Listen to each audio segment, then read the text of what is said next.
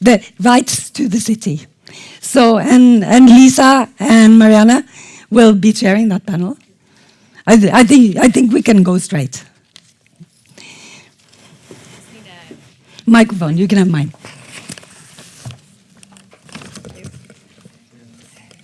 So you can sneak out and get a coffee if you need to, but there is no break. Yeah, so there's no break, but if you want a cup of coffee, feel free to do that now.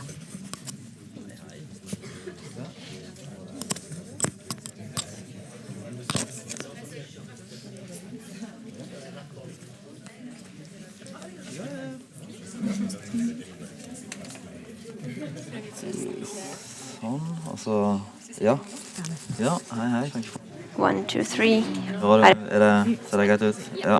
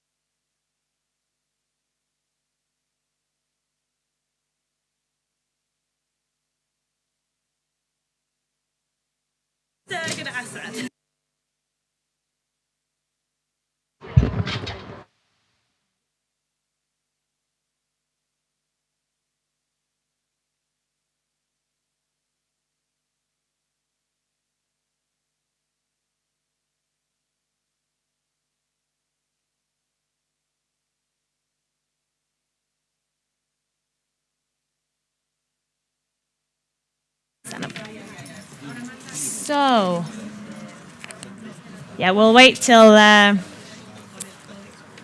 final coffee drinkers are back.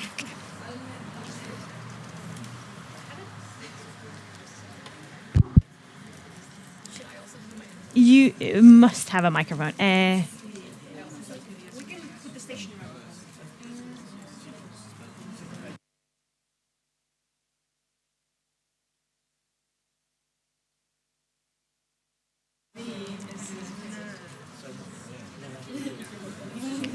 So this morning we're quite a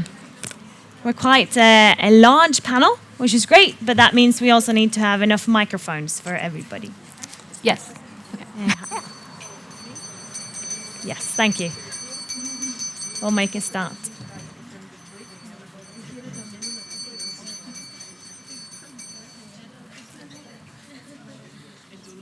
Grab a seat.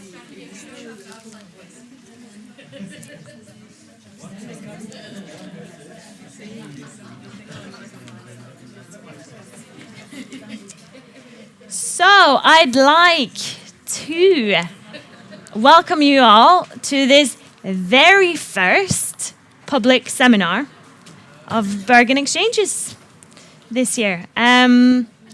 It's great. I'm glad that there's so many people here, and this seminar this morning is on right to the city and Bergen then as a human rights city. My name is Marianne Lande-Sudall. I work for Kirkens Bymisjon, the church city mission here in Bergen. And at this charity, we constantly we think about and we question and we evaluate all the time, like who has the right to our city? What does it mean? And therefore, this seminar is the start of a whole series of seminars this autumn. So if you like what you hear today, please come back, watch the space. There'll be more on it, where we talk about different different groups in our city. But it's not just me that's here this morning. I have a colleague from the Center of Law and Social Transformation. Yeah, good morning, everyone. My name is Liza, and I'm a volunteer at the center, but I've been a volunteer last year because I was an exchange student at the University of Bergen, and I'm so happy to be here because the idea of this seminar came up last year in October and November, and finally we could gather and discuss this very interesting topic. And probably as some of you know, last year in June, Bergen voted to become a human rights city, and Bergen became the first Norwegian city who obtained this status. And the main question for this seminar is, what does it mean for Bergen to be a human rights city? And to start, we'd like to have a theoretical background, what right to the city is, and a just city, and that's why we'd like to welcome Adele. Adele is a research associate with the Global Strategy Lab at York University in Toronto, where she leads research on public health institutions and policies. She completed her PhD in urban planning at Columbia University, and we hope that she will bring some theoretical insights to the topic. So welcome. Yeah. Yep.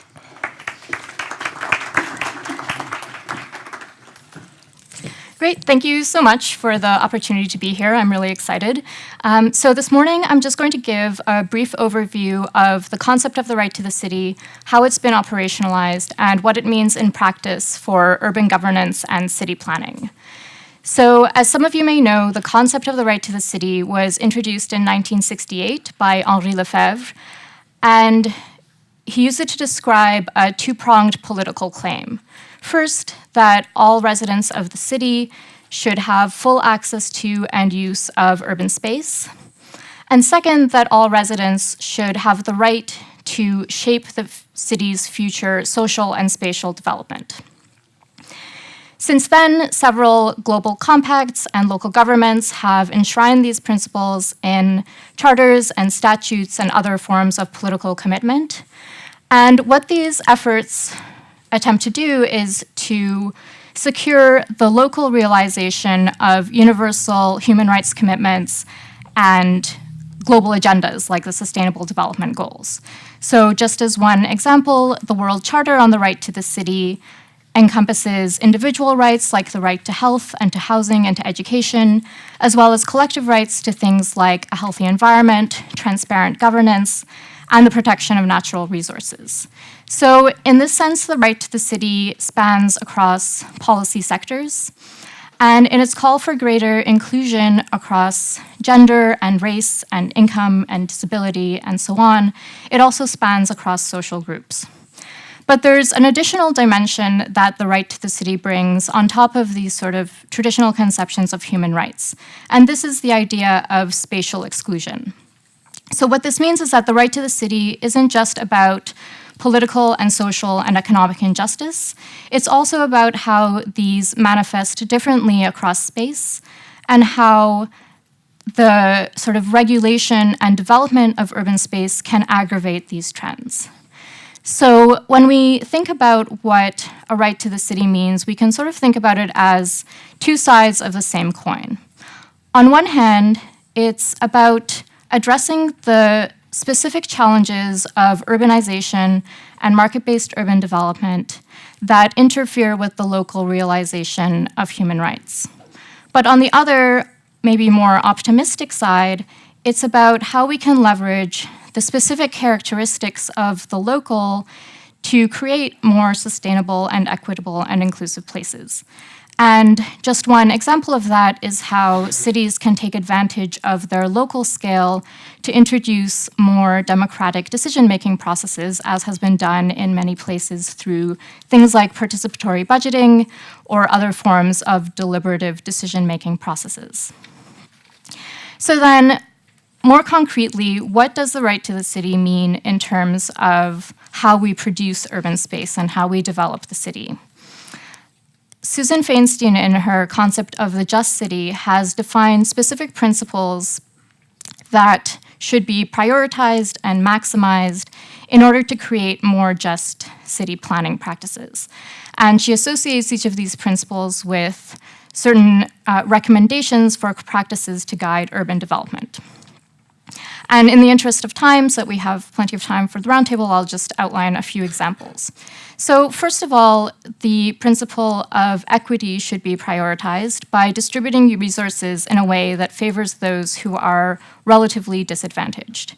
And practices that are associated with this principle include, for example, ensuring that new housing developments include units that are affordable to a range of income levels, as well as things like investing in city resources in public transit that is as affordable as possible.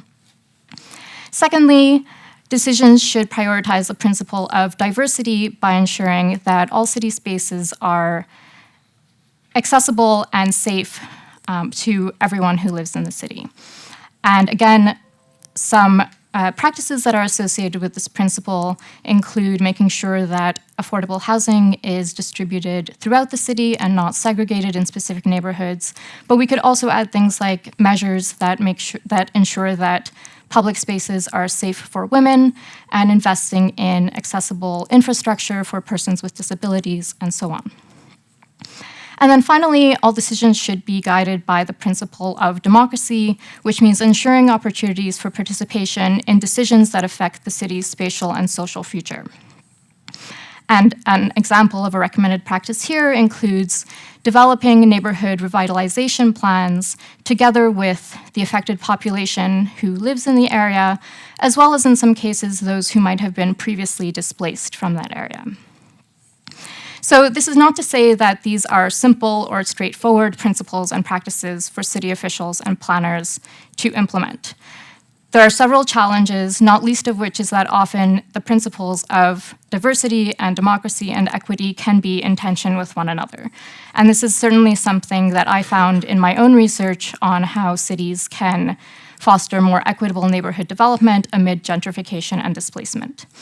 But the idea is that by explicitly considering these principles and practices and thinking about the trade-offs amongst them, we can move towards great justice being at the top of the agenda and achieving greater justice in practice. So I will just conclude with a note that, as many proponents of the right to the city have pointed out, it isn't just a right to the city as it currently exists. It's about the right to shape a better and more just city of the future where space is produced in a way that meets the needs of all residents.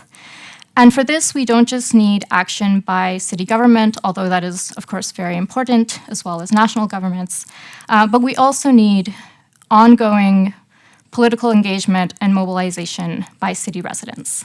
And I look forward to discussing this further during the roundtable. Thank you.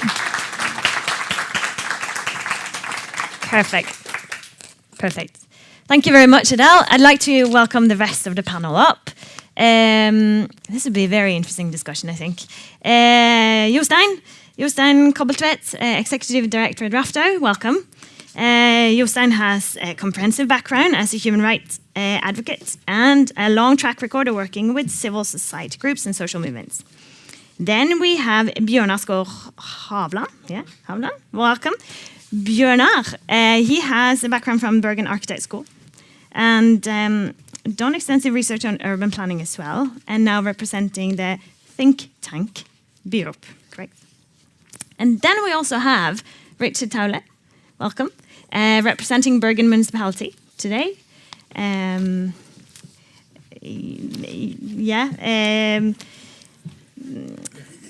Seksjonschef. The head of strategy for the governing mayor's office. Thank you. Perfect. And then Liza, of course. Come on, join. So this is today's panel. So if you don't have a microphone, just make sure you talk into it. Jostein, we'll start with you. Because you're one of the keen drivers of wanting Bergen to become a human rights city. How come? And what do you think Bergen will get out of that? Well, first to say, well, can you hear me? Is this on or yeah? Mute.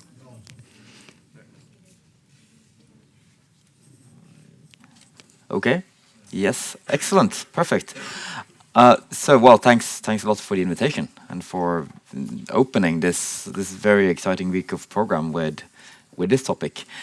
For the Rafto Foundation, we are an international human rights foundation based in Bergen, but a lot of the work we do and a lot of my day is concerned about human rights situation in Kashmir or Poland or Honduras or Russia or Xinjiang in China or Uganda, where we have laureates and we work with human rights defenders. But also when we look at the world and look at how human rights are under pressure at an international level, we have governments that are, deliberately challenging the human rights concept. You have some of the governments that have traditionally been standing up for human rights that are backtracking. Our thinking has been that it is important that that human rights is not only about the international level or the government level, but it's also about the local level. And that if we're going to sustain the support for human rights also throughout the 21st century, we need to make it real for people at the local level. You need to feel what does it mean to me. It's not only about a human rights defender on the other side of the world, or only about the sort of very marginal theoretical issues that we sometimes discuss, which are important, but that we sometimes discuss. But what does it mean at the local level for me? And also when the United Nations, when they drafted the UN Declaration for Human Rights in 1947, Eleanor Roosevelt, who was one of the drafters, said that if human rights doesn't mean anything where you live, where you work, it doesn't mean anything. And so in short, I think that's what human rights city is about. You could also say human rights municipality. It doesn't have to be a city, but also given that more and more people live in cities, and this is where we live our lives, and this is where it's the basic structure for where our rights are being fulfilled. It's an important to make the city also an important starting point for how we fulfill human rights, and it can be about many issues, and we can also come back to that. But it's that could be about both how the city how it deals with the rest of the world.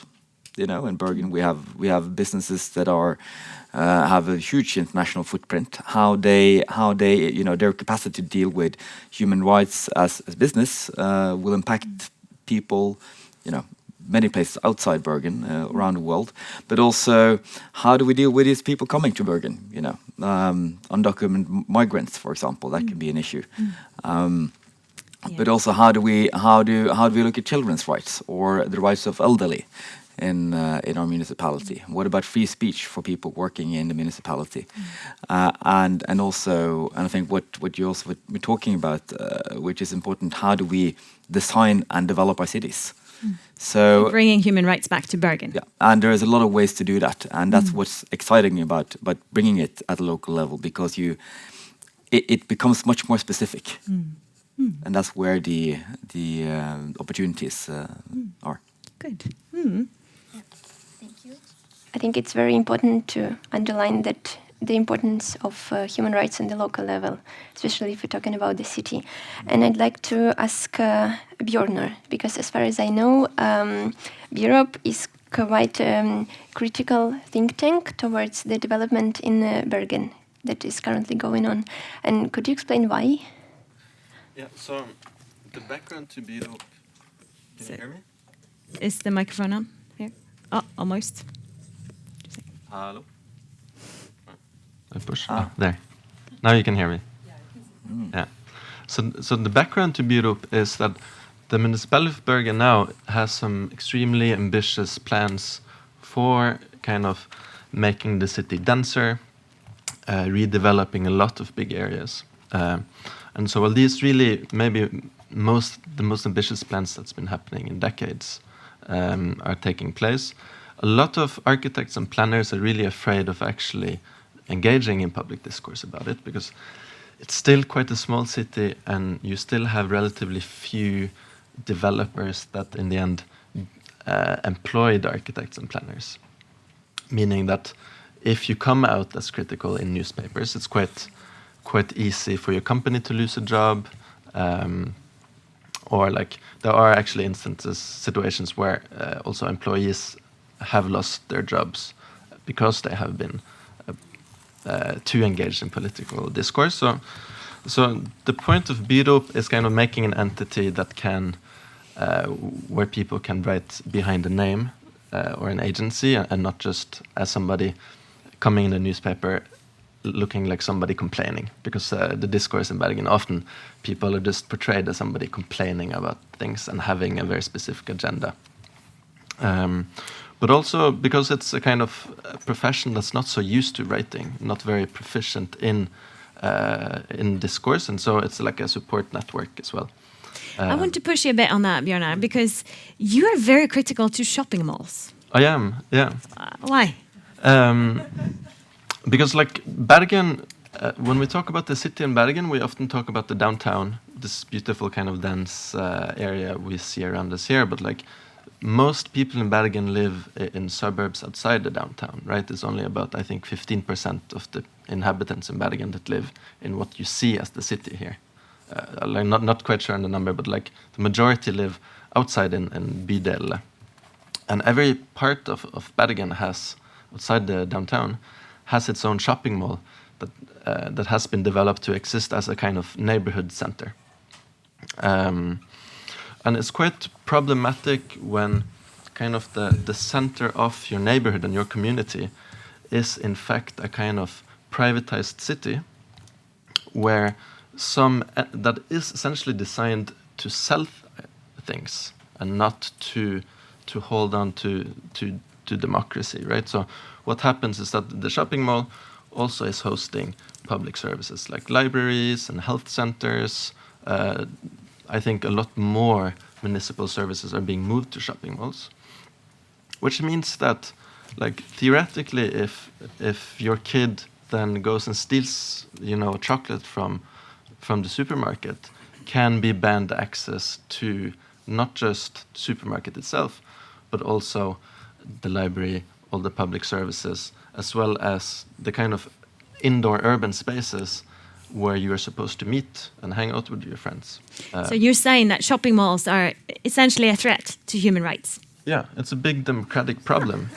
Can you imagine staging a protest inside the shopping mall, right? In downtown Bergen, we have demonstrations to save Bryggen from Bymisjon, or like there's a lot of engagement about the downtown in Bergen, but people should be able to have that same kind of engagement for their local communities. But like everybody understands that the mall is not something they have the right to have an opinion about how it's shaped. So if the company that owns the mall decides to renovate and change it, you have no say. And that's a problem when that is the center of your community. Perfect. Yeah, Liza. Are you also skeptical towards the idea of Bergen become a human rights city? What do you think about this new status of city? It's hard to say. Maybe I can be a bit skeptical of what is the actual ambition behind saying you want to be a human rights city. Maybe, why? Maybe it's very easy for Bergen to call itself a human rights city. Maybe it doesn't really challenge much about what we are. Yeah, because maybe if shopping malls are a threat to human rights city, and maybe if Bergen became a human rights city, maybe it will be help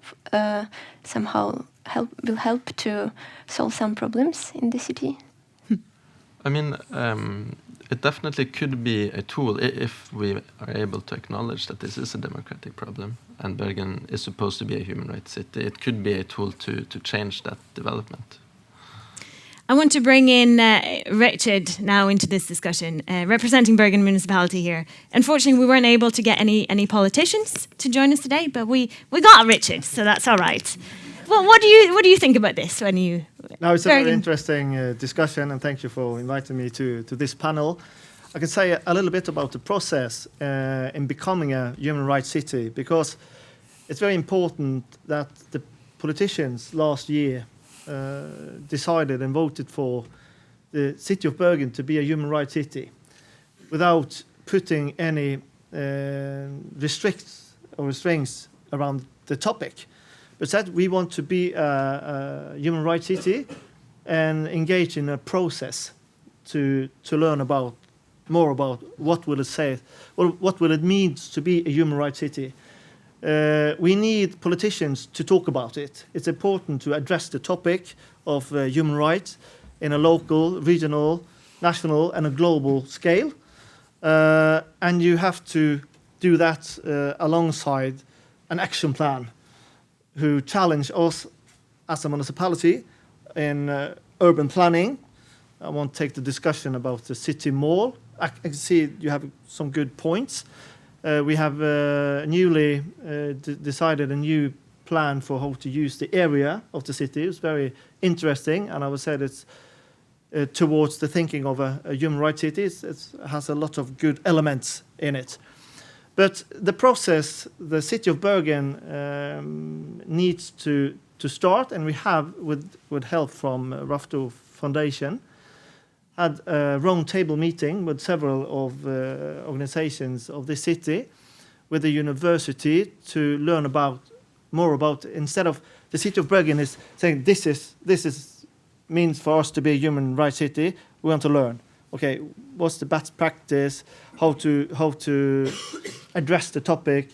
Is it about a set of values that we as employed in the city of Bergen needs to adopt? Is it a way of planning, clean water, clean air, non-exclusions of the individuals? Is it about be able to invite our inhabitants to the political discussions? We have. I would mention two very interesting projects that the city is starting next year in collaboration with Norwegian Research Center and the University of Bergen. We will, for the next 4 years, try out a kind of a house of lot, a kind of a panel where we will pick randomly some of our inhabitants to sit in a panel who would give advice to a particular political discussion. It could be development of an area. And we have 8 districts in Bergen, and from next year we will establish a districts council, and they will have two roles to engage the inhabitants more in a democratic way, to invite them in the political discussions, and they will make some decisions about the planning in their districts. So we are, together with Rafto Foundation, several organizations, the church missions, the Save the Children's, many different organizations in Bergen, try to define what this will mean. And the city government will address this with a paper in a month or two. We will try to say a little bit more what does it mean to be a human rights city, because you can't just raise your hand and say we want to be a human rights city. It has to mean something.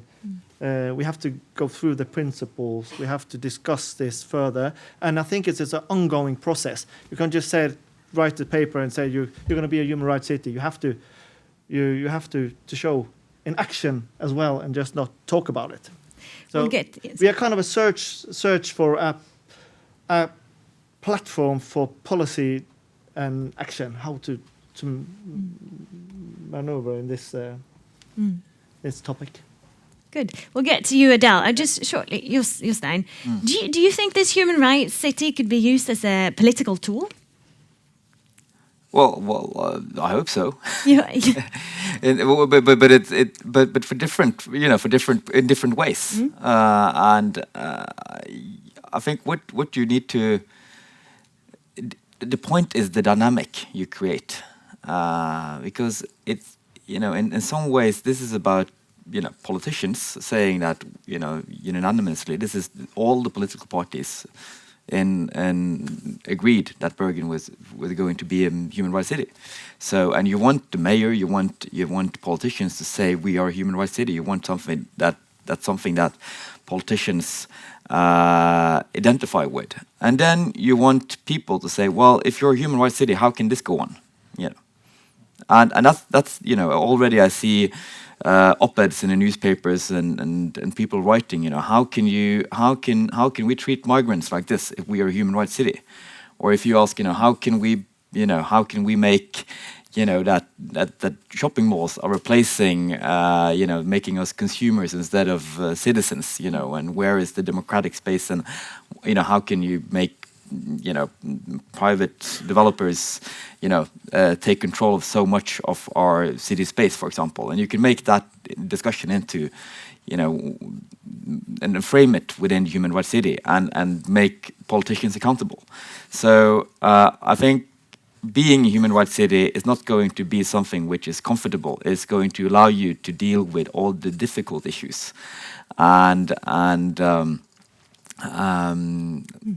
that's what you can see if you do it in the right way.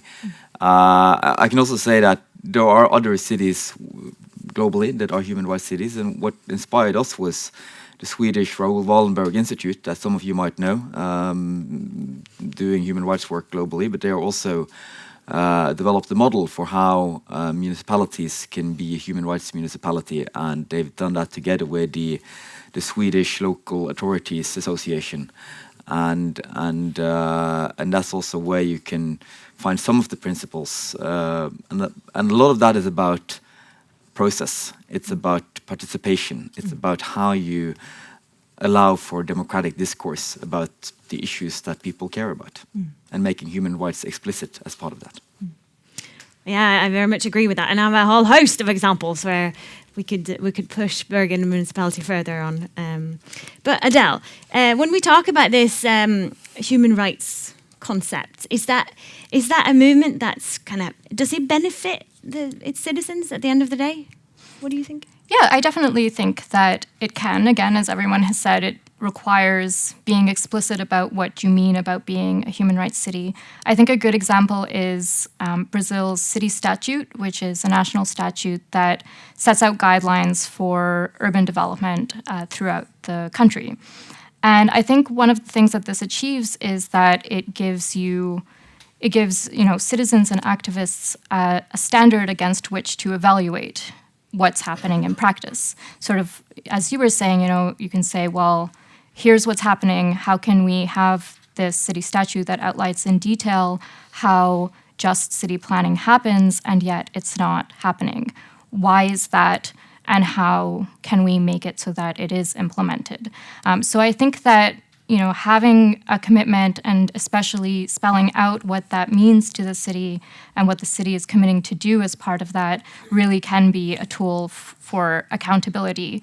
And it also, gives the people who are implementing this on the front line, so city planners and people who provide city services, it gives guidelines for action. It gives you something to refer to, and something to also work with your superiors and maybe challenge your superiors on.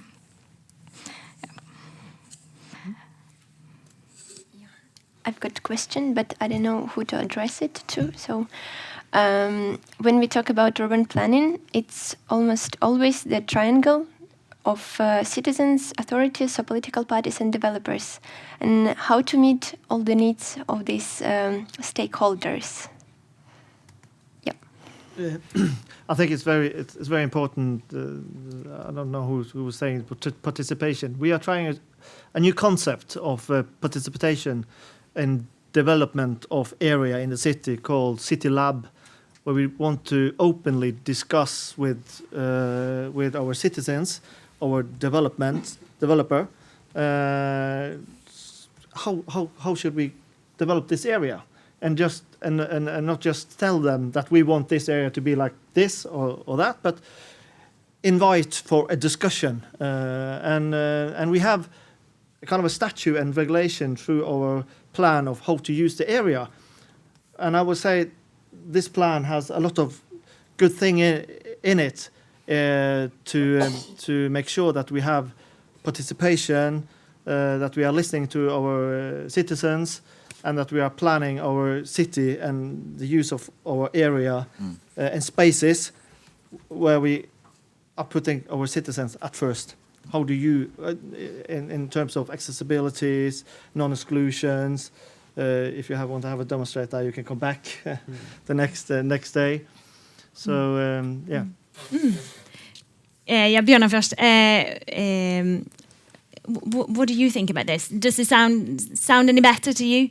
I mean, I do think participation is extremely important. And I mean, I am educated as an architect, and I think the architectural profession, I mean, the way, at least the younger part of the architectural profession sees itself as a kind of mediator between the developers that kind of put down the money to build some kind of project and kind of the rights of users, not the people that are going to use the building, but also the people that are affected in the surrounding area. But at the same time, we don't have really, as a profession, any ethical guidelines that are or some extremely vague ones. And also, we probably don't have enough kind of research-based knowledge coming to us through our education, which in the end just makes the architect a kind of consultant for the developer, and rarely really succeeds in being also somebody that talks for the rights of the people that the work is going to affect, which is quite sad. I think you also need to have a kind of ethical guidelines for the professionals that facilitate these kind of participatory design processes, because I think no matter how much participatory design you engage in, also when the plans are so big, in the end, decisions are being filtered by a small group at the top of a planning process. And what happens is that no matter how good intentions you have, it's very difficult to accommodate for the entire range of human experiences that exist, you know, that can filter to the top of that pyramid, which is one of the problems of malls, but also the problem of just very big developments, and why kind of these big modernist ideas of big city plans have never worked. So also, I think participatory design, but also putting things into smaller units where you can more easily achieve a kind of diversity in what intentions people have in developing the city, because then more naturally you gain diversity and tension, create something new. And challenge the architects. Yeah. Be a bit more ethical. Yeah. Jostein. Well, one of the things we work at Rafto Foundation is business and human rights, and we look at certain sectors. We look at the maritime industry and the finance industry, but we also have a project on the built environment, where we try to look at a life cycle approach, because you realize that if you're going to look at the sector, if you talk to different parts, for example, architects, they will have influence on certain stages, but their influence will be limited by developers, the financiers, the planners, and so on. We also look at all the human rights issues in the construction sector, which is heavily there's a lot of trafficking, modern slavery, those kind of issues, very manual, a lot of risks associated with it, but I've talked to many architects and it's been fascinating for me to learn about how all these schools that are also in how you plan a city, in terms of how do you plan a city in an authoritarian regime. How do you make buildings grand and people feel small? and disempowered? How do you plan for people to feel empowered? I've been having discussions with Snøhetta, they're designing which is a Norwegian architectural company, which is part of this project, and they're designing Le Monde's new headquarters in Paris. And they are housing Charlie Hebdo, for example. And how much do you plan for security and terrorism and threats? And how much do you plan for for an open society, for example? And those kind of issues will, the importance of the physical environment for us as democratic citizens, it is quite important. And I think what you're doing, and it's very relevant for that discussion. If you just think about in Bergen, if you so many of you are not from Bergen here, but if you want a conversation starter when you walk out of here, then ask people what they think about having the Bergen light rail crossing the Bergen Harbor and the fish market. And it's two, maybe soon 3 city governments have fallen because of this discussion. If you want to have a light rail, or if you want a road, or if you want neither.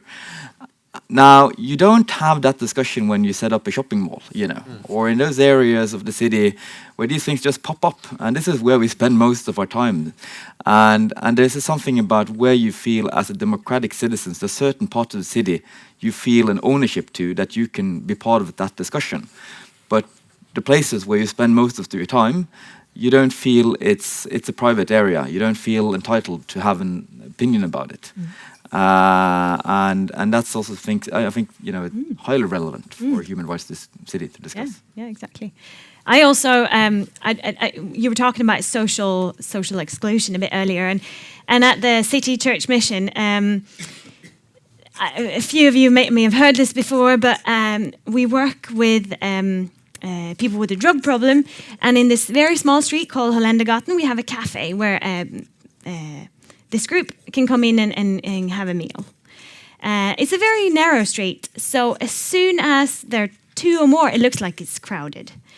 So we had a bit of an issue with this almost every summer. Last summer, the police said, sorry, you can't be 2 or more together in the area, in this little street. So the staff at the church, they said, all right, well, we get our little chair, out on this little square. We'll try to invite people out for coffee, come out from this narrow street, come out to this section here. And where one of the guys came, and he did have a can of beer with him that he just put on the side. And he sat down and he talked to the staff. When the police suddenly came and said, sorry guys, you cannot sit here. This was in a big square. And where the church staff said, I never felt so ashamed in my entire life. I've just been told I cannot be here, outside my own church.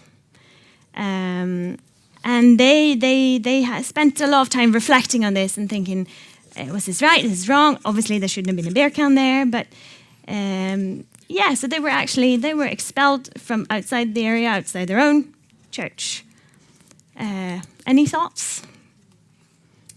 Sure, yeah. So I think this ties in with, something that's come up quite a bit, at least implicitly, which is, when we're planning, who are we planning the city for, right? Is it for private interests? Is it for, tourists? Is it for, people who have the time and the information to be involved in public discussions about what the city looks like, and so on? Or is it also for people who have substance abuse problems, people who are homeless, people who are undocumented, and so on? And so I think one of the things that, being a human rights city or being a just city tries to do is to bring those concerns to the fore and to say, anytime that we are taking a decision about city space, how does it affect, or even how we regulate city space, how does it affect those people who are constantly disadvantaged, or who without state intervention, if we're prioritizing private interests, will continually be disadvantaged and excluded? And I think this is an important point also about participation, because it is very important to have participatory processes and more democratic processes. And as well as architects among city planners, this is a question that comes up a lot. How can you be more than just a consultant to developers or for the city and so on, and genuinely represent the interests of a wide range of individuals?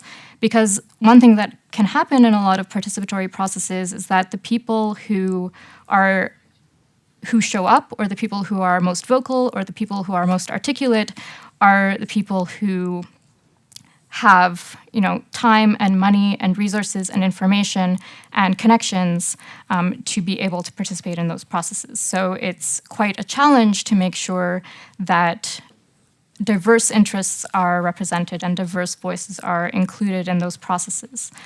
And there are many sort of different ways that can be taken into account, whether it's consulting with advocates for vulnerable populations, but also being creative in the way that you design participatory processes, so that you're maybe not just having consultations or dialogues in one area of the city, but actually going to different neighborhoods and going to the different spaces where you can reach more vulnerable and excluded people.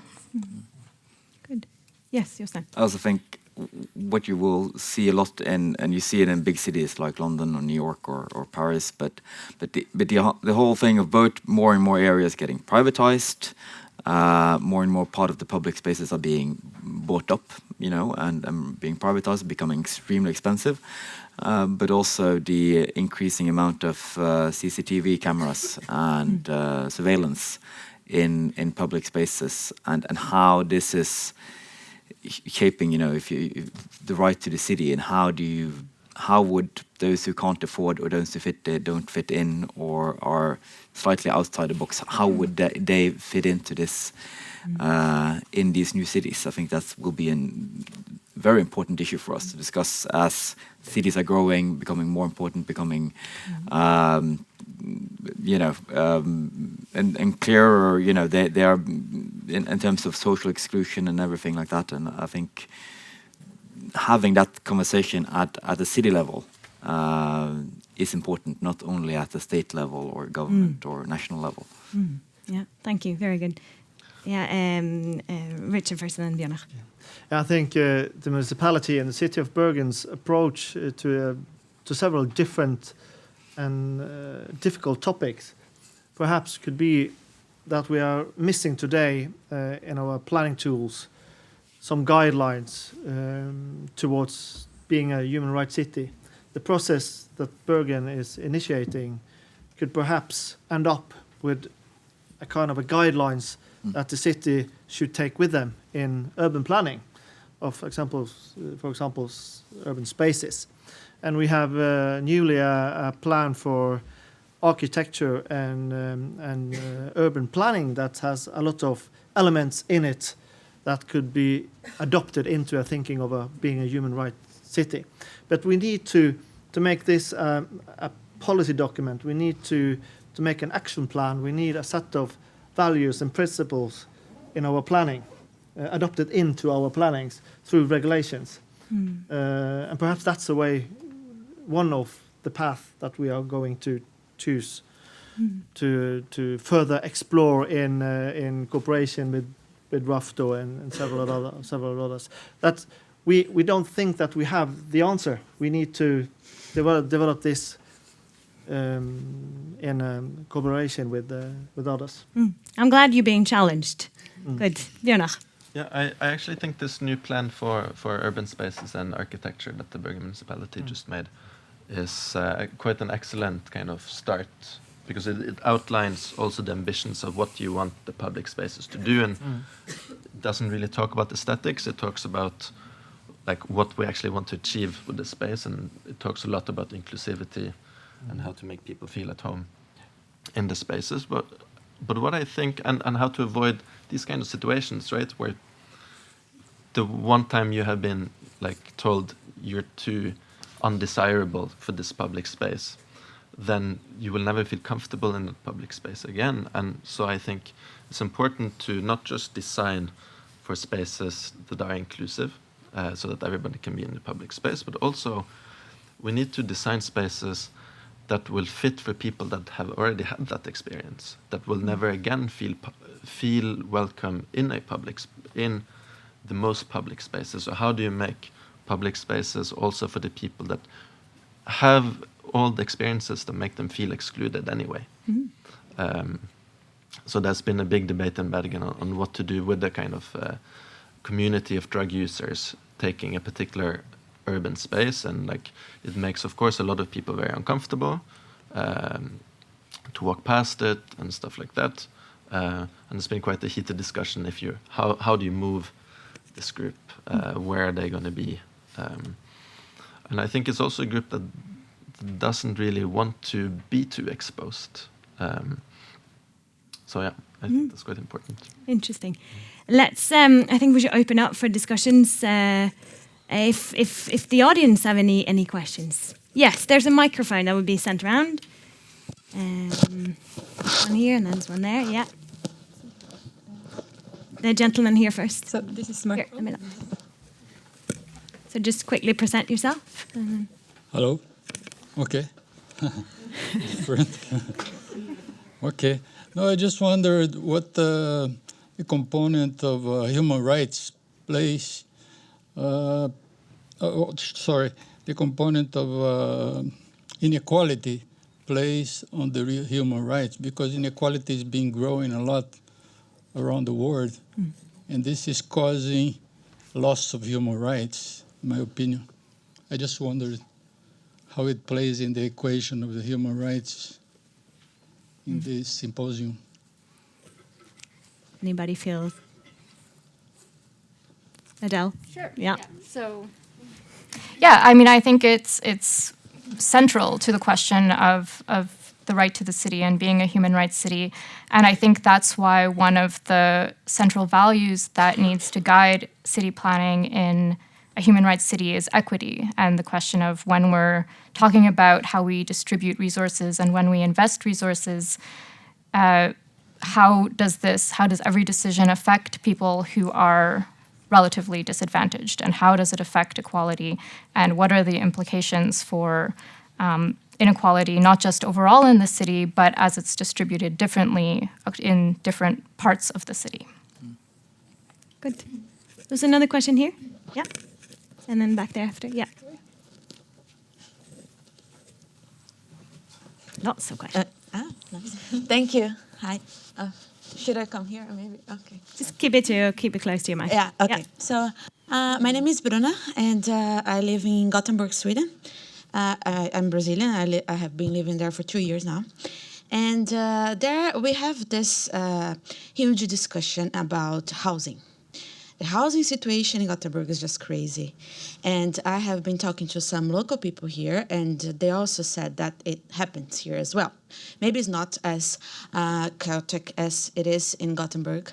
But my question is how to address this issue using the framework and the approach of Human Rights City. Because I am part of expats groups and conversations, and people struggle a lot in Gothenburg to find a rent contract. You know, families, they have to move every 6 months because they cannot find a long-term housing rent contract. So it's really hard even for Swedes to find adequate housing in Gothenburg, and it has been a huge discussion there. And some people even talk about the conspiracy theory, saying, okay, this is the way they are keeping people out, you know, like preventing immigrants, because people find jobs, they move to Sweden to work at Volvo, or, you know, and they cannot find a long-term rent contract. It's just impossible. You have to have a lot of connections when you do, or sometimes people try desperate selling themselves and their families as, you know, good people or whatever you need to have in your profile. So how to deal with this housing situation, because it's a human right, right? The adequate housing. Perfect. Thank you. Yes. Thank you for the question. I think it's not an easy answer to a complex situation.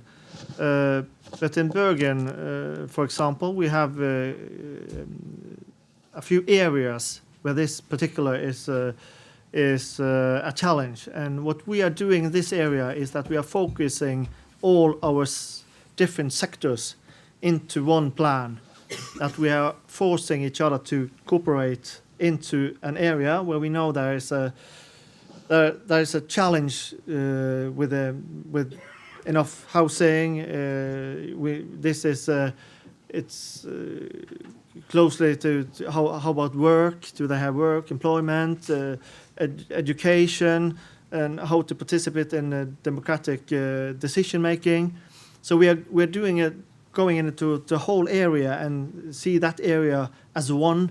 And we have this bridge to every sector. So everybody have to talk together to see what can we do in this particular area to raise the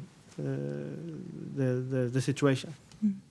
But that's a one approach from the city of Bergen. Good, Adele. Yeah, I would just add to that in addition to needing participation from all the different sectors, I think the housing question is something that's such a huge challenge that it also needs action, not just at the municipal level. It really needs support from national governments as well. And this is something that my research also focused on. And there are definitely things that cities can do, but ultimately, it's so concerning. Someone who comes from North America, when you hear about countries like Norway and Sweden that have very generous welfare states and a history of state intervention, having the same problems, it's definitely alarm bells go off.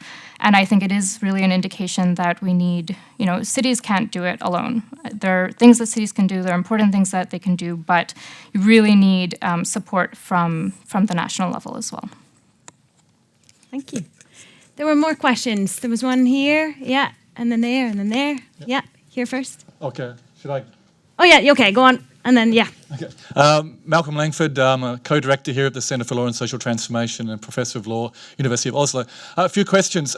First, the Human Rights City movement has partly looked to the Porto Alegre participatory budgeting model. To what extent could they actually be implemented in a city like Bergen, which is very much based on a representative stakeholder model? You mentioned the lab, but that's not quite the participatory model. Two, the human rights approach is very much about accountability. What sort of mechanisms are envisaged in Bergen? One of the ironies about Norway, for example, when you make a complaint about the police, you have to make the complaint to the police.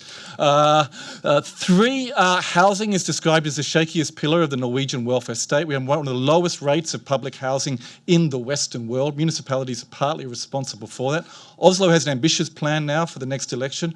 What's the plan in Bergen? And fourthly, as an indicator of doing something on human rights, doing something about the most marginalised groups, which are usually Roma from Romania and Bulgaria. In Oslo, we've criminalised homelessness, for example. Bergen hasn't gone that far, but what is Bergen doing there? Thank you.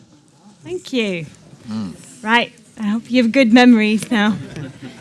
It was 5 questions. 5 questions? 4. Does anybody who wants to start?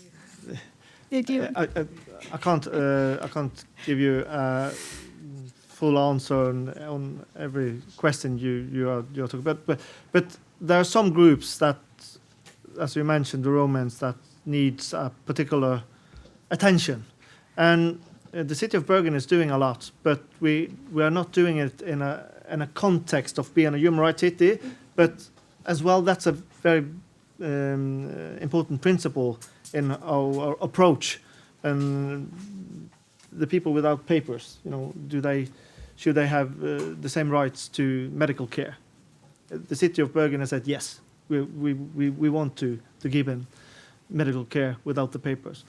We have to address this into the discussion about being a human rights city, and I think putting all this together, we can achieve a further awareness, more awareness of what we are doing, and perhaps we can take up some areas and focus on them especially.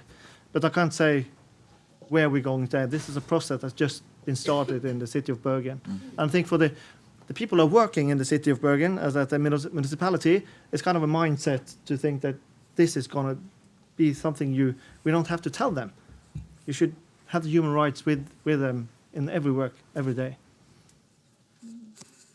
I would want to fill in. Yeah, well, bring it on. I think those are the kind of issues you need to discuss within the frame of a human rights city. In terms of participatory budgeting, I met last week. I accidentally bumped into a person who is democracy advisor in Halden kommune, and that is apparently a position they have to foster participatory budgeting, for example. So there are other municipalities maybe there can be learn something from there. So as well. So I think Norway just has quite a bad, poor tradition of considering people that are outside the system. Maybe it's because has always been a very homogeneous country, but in terms of housing, there's very little regulation. We never talk about gentrification, for example, when we do urban planning projects. Maybe it's because it's so small also, this country, and changes happen slower than you would see in big cities like New York, so that you don't really consider urban developments in Bergen that are also displacing people. It's not something we talk about, and it's maybe less visible. But yeah, I think there are lots of gaps in how we talk about these things. We'll make note of all your questions, and then we'll take them all. Yeah. Next one. Okay. Yeah. Okay. My name is Patrick Carlsen. I'm from the organization Spero. And I was wondering, why do Bergen call themselves a human rights city when they don't officially apply? In March at the UN conference, I asked Gilberto Guerra, the chief of the UN UNDOC, and he never heard about Bergen as an officially human rights city. And why doesn't the civil society taken into the politics or in the work when they are actually 65% to reach the SDG goals? They are the civil society have 65%. You need them to reach the goal, 65%. Yeah, thank you. No, thank you. That was good question. Yeah. Did I understand the question of why hasn't the city of Bergen applied for being a human rights city? Yeah. It's promoted. Yeah, it's a good question, because it was a political decision and a declaration that the city council and the city of Bergen wants to be a human rights city. And we are trying to understand and to interpret this political into operational. So what are we going to do? And that's because then we have this discussion with the Rafto Foundation, the Wallenberg Institute in Sweden, to understand what does it mean? What do we have to do to apply for being a human rights city? Is there something we have to do with the organization as first? Or it's where do we apply? And what does it mean for the city of Bergen to be a human rights city? Jostein, you want to answer that? I think as a follow-up. Take the microphone, please, because we're streaming it. You can just Google it. Then you know how to, I know. We have Googled it. They have Googled it. Jostein, do you want to add? Yeah. No. Well, also it's a good question. I think first of all, you don't need to. There's nothing you need to apply to become a human rights city. It's a political decision that a municipality can make on their own, and you're accountable to your citizens. So that's the most important thing.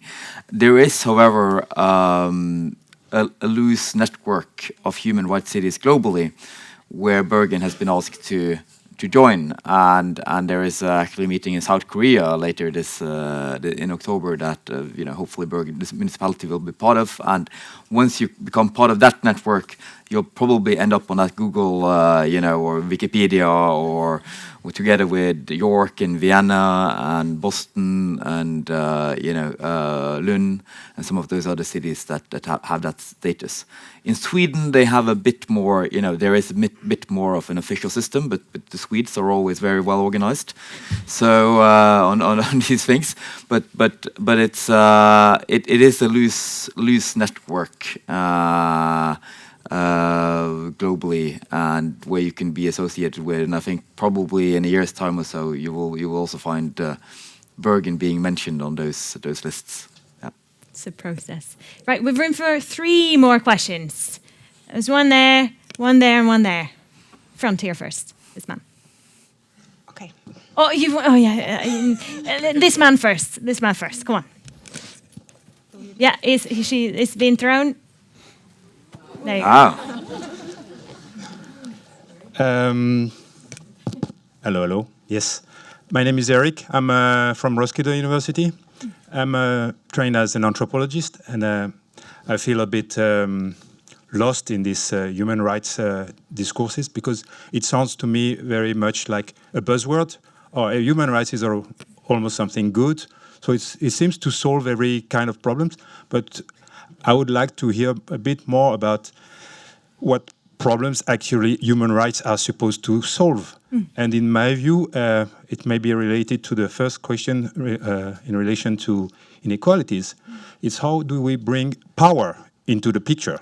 Because if there are issues about human rights, it's maybe something around the idea that there is a hierarchy of people having different interests, and some groups are more likely to promote their rights or their interest than others. And maybe we should challenge the human rights discourse by speaking in terms of privileges. So I ask this question to the panel. Good question. What do you think? I think when it comes to urban planning, I think you do need to exclude in order to include in that way. Like you need to, we talk about all the urban spaces in this, for example, guideline for how to make urban spaces in Bergen. It always talks about inclusivity and how to make everybody feel welcome and these things. But you also need to make spaces for particular types of people, because a lot of people will only feel safe if they have a territory that's their own.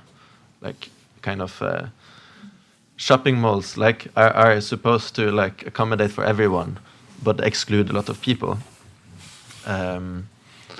So I think we also need to be quite clear that sometimes we need to let people take ownership of the public domain, and let some parts of the public domain belong a little bit more to certain people than to others. And I mentioned briefly before that I think it's quite important that you take these big developments and you cut them into smaller pieces, because then you have a lot of different people with different equity, different interests, sometimes crashing, sometimes causing a lot of conflict. But I think that's when also the cities become interesting, and new solutions appear when you actually create those problems in a way. Yeah, well, I think also human rights can be a buzzword, but it's also a legal obligations, and in Norway it certainly is so also for the state. But then, of course, how the extent to which human rights are made relevant for all, it's also a very political issue. And when you had the UN Declaration of Human Rights, when it was signed, it was a milestone, but you still had colonies, you still had segregation in the U.S. Women's rights were not what it is today, and I think it's important to also see how human rights has been used as how groups can use it to claim their rights, and how we constantly can develop what it means to what human rights mean. Today the climate change will how does human rights affect climate change, for example, or how does human rights, are they relevant to us locally in our lives here, or for city planning?